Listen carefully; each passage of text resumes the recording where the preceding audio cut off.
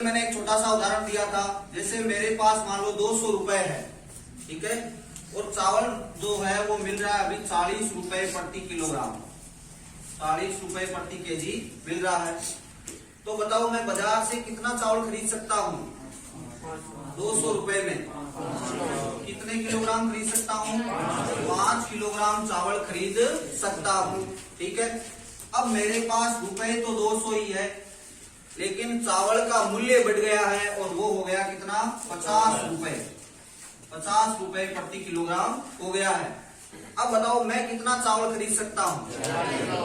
4 kilo ही खरीद पाता हूँ, क्योंकि क्या हुआ कि चावल के मूल्य में वृद्धि हुई है ना। अब इसको उल्टा भी बोल सकते हैं अपन, कैसे कि मान लो कि पहले मेरे पास 200 रुपए थे और 50 रुपए प्रति किलो के भाव से चावल मिलता था, तो मैं कितने किलोग्राम खरीद पाता था? 4। अब चावल का मूल्य घट गया है, अपने क्वेश्चन में कमी हो रही है। अब चावल का मूल्य घट गया, 50 से कितना हो गया? 40 हो गया, तो 10 रुपए प्रति किलोग्राम घटा, ठीक है। 10 रुपए प्रति किलोग्राम घटा, उसके कारण मैं कितना खरीद सकता हूँ? 5 किलोग्राम। तो 1 किलोग्राम अधिक खरीद सकता हूँ पहले से। वो किसके कारण खरीद सकता हूँ? मूल्य में क्या हुई? कमी। 10 रुपए प्रति किलोग्राम की क्या हुई? कमी। अगर मैं 10 रुपए प्रति किलोग्राम को प्रतिशत में निकालूं तो वो कमी किस पर हुई है? 50 पर।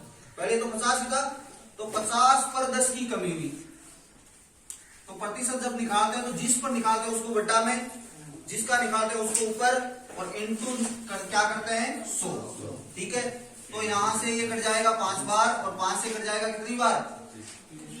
20 बार, ठीक है। चावल के मूल्य में 20% की क्या हो रही है? कमी हो रही है। उस 20% कमी के कारण में 1 किलोग्राम चावल अधिक खरीद पाता हूँ, ठीक है। यही सवाल आपके दिया हुआ है जो मैंने अभी लिखाया, उसमें क्या कहा गया है कि उस गृहिणी के पास टोटल रुपए कितने हैं? 6000 है। अब चावल के मूल्य में कमी हो चाहे वृद्धि हो, लेकिन कितने की हो रही है? 20%। कमी या वृद्धि तो वो बाद का टॉपिक है, लेकिन प्रतिशत कमी या वृद्धि कितनी हो रही है? वो जो अंक दिए हुए हैं वो कितने हैं? 20%। तो वो मैं सीधा लिखूंगा इसके गुणा में 20। ये सीधा तरीका है, ठीक है, 2 लाइन में उत्तर निकालने का। इंटू 20 और बट्टा में प्रतिशत हटाते हैं तो क्या लगाते हैं? 100।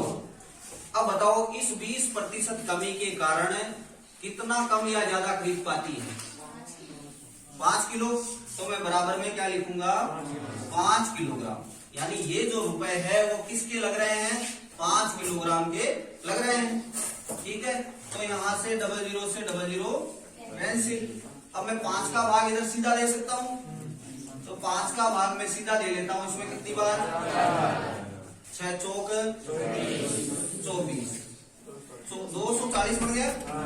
240 रुपए है ना ये तो, और ये क्या है? किलोग्राम। यहाँ जब ये कट गया तो कितना बचा? कटता है तो 1 बचता है, 0 नहीं बचता है, 0 घटने पे बचता है।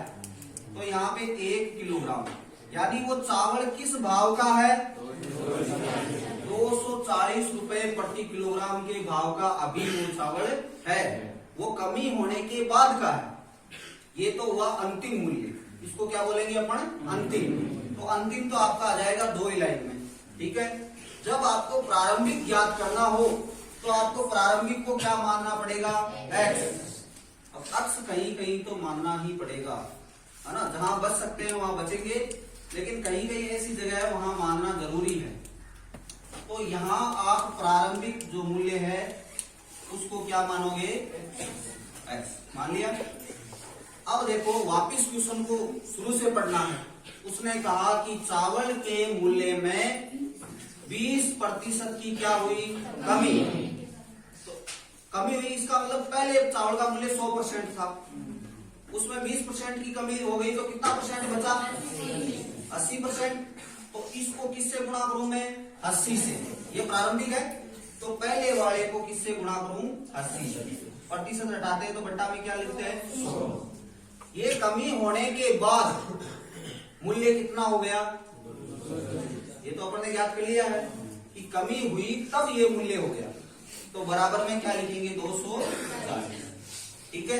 अब यहाँ से जितना कटता है काट दो। 4 के ये 40 के पाड़े से 20 के पाड़े से कट जाएगा।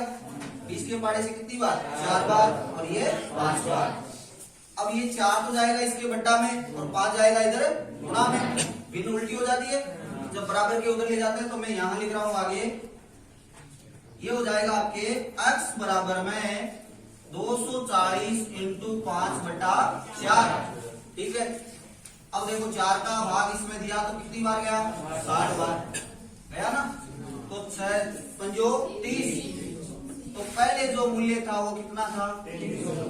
पहले 300 रुपए किलो चावल मिलता था, उसमें 20% की कमी हुई तो कितना हो गया? अब देखो प्रूफ करते हैं। इसका 10% कितना होगा? जब भी किसी संख्या का 10% तो एक जीरो हटा दो। 30 है तो 20% कितना होगा? 60। तो इसका मतलब इसमें 60 की कमी हुई। 60 की कमी होगी तो कितना हो जाएगा? हो रहा है ना।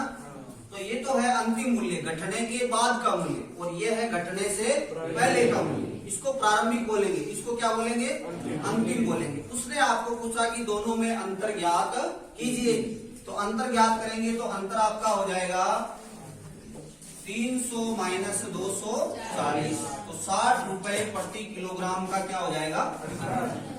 साफ दो।